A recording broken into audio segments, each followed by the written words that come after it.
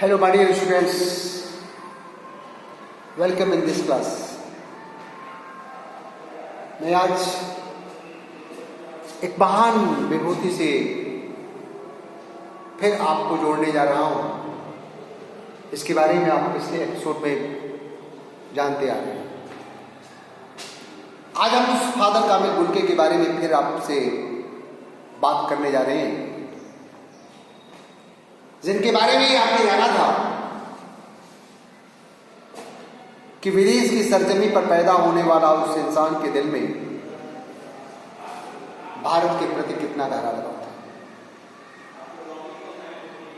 जो भारत आने के बाद भारत का ही हो गया, भारतीय संस्कृति में ढल गया, भारतीय संस्कृति का पावन पुजारी हो गया, जिसके दिल में भारतीयता के प्रति, भारतीय संस्कार के प्रति, भारतीय देवी देवताओं के प्रति, भारतीय संत महात्माओं के प्रति, भारतीय भाषा हिंदी के प्रति एक गहरा लगाव बन गया। और जिसने अंतिम सांसें जब छोड़ी,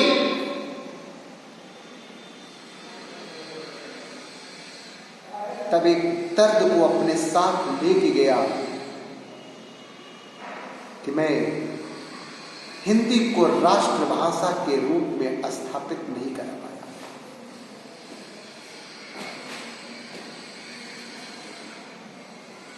मेरे प्रिय छात्रों, दिल में इतना गहरा प्यार शायद किसी विदेशी का इतना आपने नहीं देखा होगा, न सुना होगा। इसीलिए फादर कामिल बुल्के मरकर भी हिंदी के महान साहित्यकारों के लिए अमर हो गए। उनकी यादें आज भी लोगों के दिल दिमाग में केंद्रित रहती है। उस महान साहित्यकार को श्रद्धा से शीश झुकाने का जी चाहता है।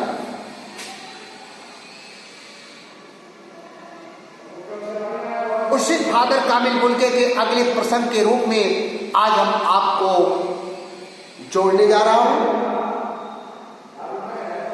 दिल दिमाग से आप मेरी बातों को श्रवण करेंगे और मुझे विश्वास है कि सारी बातों को आप अपने दिल दिमाग में प्रतिष्ठापित करते हुए इस चैप्टर को बारीकी से आप चिंतन करोगे, मनन करोगे, क्योंकि ये आपका सबसे महत्वपूर्ण पाठ है। मेरे प्रिय छात्रों, कल की एपिसोड की अंतिम कड़ी के रूप में आपने देखा था कि लेखक सक्सेना जी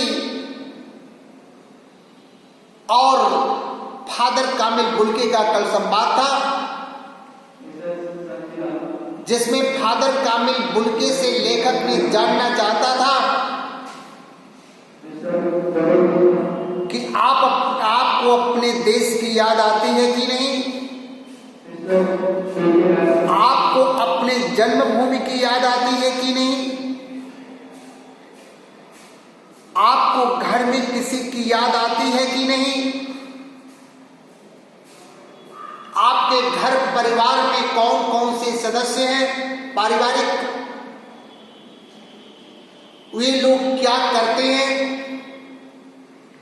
घर के प्रत्येक परिवार के प्रति आपका नजरिया क्या है,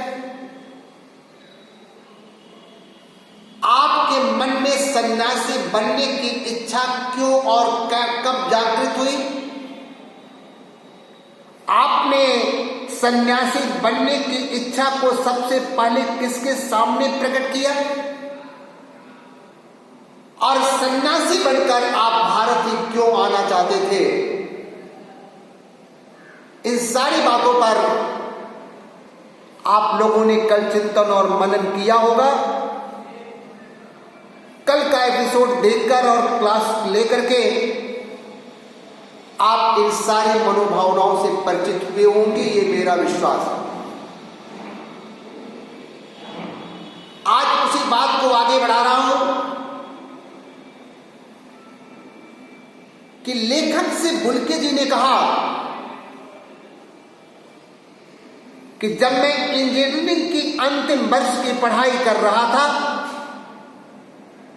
उस समय हमारे दिल में सन्यासी बनने की जो इच्छा बचपन से थी वो प्रबल हो उठी और मैं अपनी ये इच्छा अपने धर्म गुरु के सामने प्रकट किया और अपने धर्म गुरु से मैंने कहा कि मैं सन्यासी बनना चाहता हूं। साथ ही मैंने उनके सामने एक शर्त रखी कि मैं सन्यासी बनकर भारत जाना चाहता हूं। मेरे धर्म गुरु ने मेरी बात को सहर्ष स्वीकार कर लिया और मैं उसके बाद भारत चला गया। लेखक उनसे यह भी जानना चाहा कि भारत जाने की बात आपके मन में क्यों उठी। मैंने कल आपको बतलाया था कि फादर कामिल बुल्के ने सुन रखा था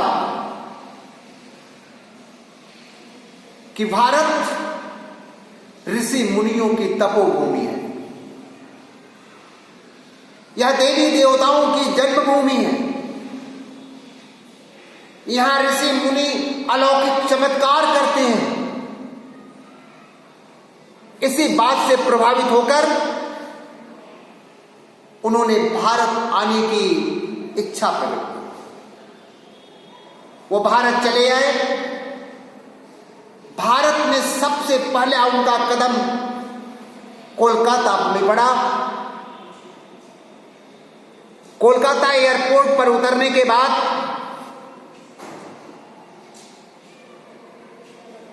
कोलकाता आने के बाद उनका सबसे पहला प्रवास दार्जिलिंग में हुआ। दार्जिलिंग में ईसाइयों की एक धार्मिक संस्था थी जिसका नाम जीसस संघ था। वह जीसस संघ उनका निवास बना। उस जीसस संघ में रहते हुए उन्होंने धर्माचार्य की पढ़ाई प्रारंभ की। 9 से 10 वर्ष तक वह दार्जिलिंग में रह करके इस धर्माचार्य की पढ़ाई करते रहे। तदुपरांत वे कोलकाता चले आए। कोलकाता से उन्होंने बीए किया, अर्थात स्नातक की पढ़ाई की। बीए करने के बाद उनके कदम इलाहाबाद की धरती पर आ गए। वे इलाहाबाद चले आए और तब तक उनके दिल में हिंदी के प्रति लगाव और जुनून काफी उन्माद ले चुका था। वह प्रयाग विश्वविद्यालय में एमए में दाखिला लिए। उनका विषय हिंदी रहा। हिंदी के साथ साथ वो संस्कृत का भी अध्ययन करते रहे, लेकिन उन्होंने प्रयाग विश्वविद्यालय से हिंदी में एमए किया। उस समय प्रयाग विश्वविद्यालय में डॉक्टर धीरेन्द्र वर्मा हिंदी के विभागाध्यक्ष हुआ करते थे। डॉक्टर धीरेन्द्र वर्मा के सानिध्य में रहते हुए फादर कामिल बुल्के ने हिंदी विषय का गहन अध्ययन किया। एमए करने के बाद उन्होंने पीएचडी की। उनका शोध ग्रंथ था, आप सुनकर हैरान हो जाओगे कि उनके शोध ग्रंथ का नाम था राम कथा उत्पत्ति और विकास, जिसके बारे में मैं पहले एपिसोड में भी आपको बता चुका हूं। लेकिन आज आपको इस बात को मुझे बताने में एक हर्ष की अनुभूति हो रही है कि विदेश की सरजमीन पर पला बढ़ा इंसान, जिसका भारतीय धर्म और दर्शन से कोई भी सरोकार नहीं रहा होगा, प्रभु श्री राम के चरणों में उसकी इतनी गहरी आस्था भारत में आने की बात बन गई। धन्य था फादर कामिल बुल्के का जीवन कि उन्होंने अपने शोध का जो विषय चुना वो भी धर्म पर, प्रभु श्री राम पर, अर्थात भारत के देवी देवताओं के बारे में जो उन्होंने सुन रखा था, उस देवी देवताओं को अपने मन में, अपने दिल में उतारने की भी इच्छा भारत में आने के बाद फादर कामिल बुल्के के मन में जागृत हो गई। और इसीलिए उन्होंने अपने शोध का जो विषय रखा वो राम कथा रखा, राम कथा उत्पत्ति और विकास। इसके बाद से उनका हिंदी के प्रति लगाव और हिंदू देवी देवताओं के प्रति उनका लगाव और बढ़ता गया। उसके बाद उस समय की एक प्रसिद्ध पुस्तक जिसका जो अंग्रेजी में थी ब्लू बर्ड, उस ब्लू बर्ड का उन्होंने हिंदी रूपांतरण किया, हिंदी अनुवाद किया और अपनी पुस्तक का नाम उन्होंने नीला पंछी रखा। ये सब काम वो इलाहाबाद की धरती पर करते रहे। और आपने इसके पहले के एपिसोड में भी जाना था कि इसी इलाहाबाद में लेखक सर्वेश्वर दयाल सक्सेना जी और उनके मित्रों ने परिमल नामक साहित्यिक संस्था बनाई थी, जिस साहित्यिक संस्था में उस समय के बड़े बड़े विद्वान और लेखक आया करते थे। और उसी परिमल साहित्यिक संस्था में बुल्के जी भी एक बड़े भाई की तरह जाकर के अपना रोल अदा किया करते थे और एक तरीके से सबके साथ रहते हुए वो एक पारिवारिक रिश्ते के बंधन में सब लोग बन चुके थे। अर्थात आपसी प्यार और जज्बात की भावना लोगों के दिल में एक दूसरे के प्रति गहरी तक समा गई थी। और वहीं पर लेखक सर्वेश्वर दयाल सक्सेना और फादर कामिल बुल्के का अंतरंग संबंध बना, अर्थात एक गहरा संबंध बना जो आजीवन बना रहा। 35 वर्षों का उनका ये संबंध था, उनकी मृत्यु होने तक। तो परिमल नामक साहित्यिक संस्था में भी उनकी सहभागिता बनी रही और हिंदी के उत्थान के लिए, हिंदी के विकास के लिए, हिंदी को समाज में एक सम्मानित दर्जा दिलाने के लिए फादर कामिल बुल्के अपने जीवन के अंत काल तक संघर्ष करते रहे। मेरे प्रिय छात्रों, अभी मैंने आपसे कहा कि उन्होंने राम कथा उत्पत्ति और विकास पर शोध किया, शोध ग्रंथ लिखा। उसके बाद उन्होंने दूसरी चीज ये की कि उन्होंने ब्लू बर्ड नामक पुस्तक का हिंदी रूपांतरण किया, जिसका नाम उन्होंने नीला पंछी रखा। उसके बाद कुछ वर्षों बाद जब उन्होंने पीएचडी की उपाधि प्राप्त कर ली तो वहां से वो रांची चले गए। रांची में जब वो गए तो रांची में जाने के बाद सेंट जेवियर्स कॉलेज एक रांची में है, उस सेंट जेवियर्स कॉलेज में वो हिंदी तथा संस्कृत विभाग के विभागाध्यक्ष हो गए। मैंने आपसे कहा कि हिंदी के साथ साथ वो संस्कृत का भी अध्ययन करते रहे और दोनों में वे एक ख्याति लब्ध विद्वान हो गए। और यही कारण था कि इलाहाबाद से जब वो रांची जाते हैं तो सेंट जेवियर्स कॉलेज में वो हिंदी तथा संस्कृत विभाग के विभागाध्यक्ष बनते हैं। रांची में ही रहते हुए उन्होंने अपना प्रसिद्ध अंग्रेजी हिंदी शब्दकोश तैयार किया और बाइबल का अनुवाद भी किया। ये 2 काम उन्होंने रांची में किए।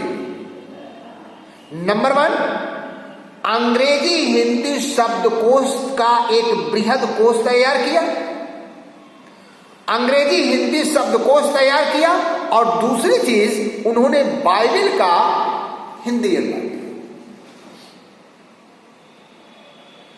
और रांची में रहते हुए भी उनका अपने लोगों से रिश्ता बना रहा। उसी रांची में वो बीमार पड़े, वहां से पटना गए, पटना से दिल्ली आए, और इस प्रकार से आते जाते लगभग 73 वर्ष की अवस्था में एक दिन फादर कामिल बुल्के हिंदी साहित्य की अनुपम सेवा करते हुए हिंदी को राष्ट्रभाषा का दर्जा दिलाने का अलख जगाते हुए हिंदी साहित्यकारों को रोते हुए छोड़कर इस नश्वर संसार से विदा हो गए। और विदेश की सरजमी पर पला बढ़ा यह इंसान इस देश से असीम लगाव रखने के कारण, इस देश के महान साहित्यकारों के दिल में हिंदी के प्रति सम्मान का भाव जगाने के कारण और हिंदी को राष्ट्रभाषा के रूप में देखने की ललक के कारण अपने मरने के बाद भी सदा सदा के लिए अमर हो गया। हिंदी साहित्य जगत ऐसी महान विभूति को सत सत नमन करता रहेगा, उनका वंदन करता रहेगा, उन्हें हर पल याद करता रहेगा। 47 वर्षों का उनका भारत का प्रवास रहा। 47 वर्ष तक वह भारत में रहते हुए हिंदी साहित्य की सुरभि को धरती पर गुंजित करने के लिए संघर्ष करता हुआ यह इंसान हम सबको छोड़कर सदा के लिए चला गया। इन्हीं शब्दों के साथ आज हम अपनी वाणी को विराम दे रहे हैं। मुझे उम्मीद है कि आज की सारी बातें आपके दिल दिमाग में केंद्रित हो चुकी होंगी और आप अच्छी तरीके से अब तक की सारी बातों से अवगत हो चुके होंगे। मैं भी कह रहा है आप सबको बहुत सारा स्नेह देते हुए अपनी वाणी को विराम दे रहा हूं। धन्यवाद, नमस्कार। अगले एपिसोड में मिलने का वादा।